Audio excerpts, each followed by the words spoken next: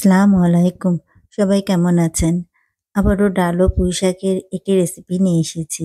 যেকোনো ডাল ব্যবহার করে অনেকেই অনেকভাবে পুঁইশাকের এই পাকোড়াটি করে থাকে। তো আজকে আমি খুব সহজভাবে করব।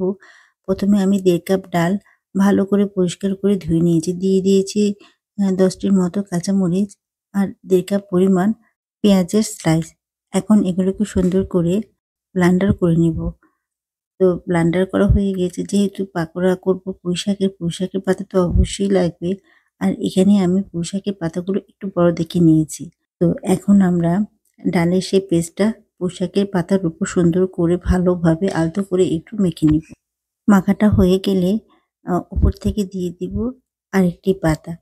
পাতাটা দিয়ে একটু চেপে আবারও সেই ডালের পেস্টটা সুন্দর করে উপর দিয়ে আমরা একটু লাগিয়ে নিব বা মেখে নিব। আ লাগানো হয়ে গেলে এখন আমরা একটু এই ভাঁজটা যার পছন্দ মতো আমি একটু তেস্তা ভাবে করেছি। এখন সেই ভাঁজটার উপর আমরা আবারও সেই ডালের পেস্টটা সুন্দর করে লাগিয়ে নিব।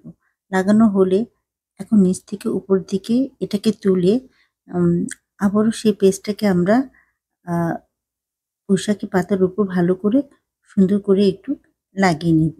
তো এই পিঠটা যখন সম্পূর্ণ লাগানো হবে, তখন এটাকে আমরা উল্টিয়ে দিব। মানে অপর পিঠটাও আমরা সুন্দর করে একটু ডালের পেস্টটা লাগিয়ে নিব। এটা লাগানো খুবই সহজ আর আপনারা দেখে নিশ্চয়ই বুঝতে পারছেন আমি কিভাবে লাগিয়েছি। তো এখন একটি প্লেটে তুলে নিব। আমি আবারও আরেকটি করে দেখাচ্ছি। ঠিক সেম ভাবেই উপর থেকে পেস্টটা লাগিয়ে নিব। তারপর আরেকটি পাতা দিয়ে উপরে লাগিয়ে তেসরাভাবে এপিঠ ওপিঠ করে নিব। আপনাদের যেভাবে ভালো লাগে আপনারা পুঁইশাকের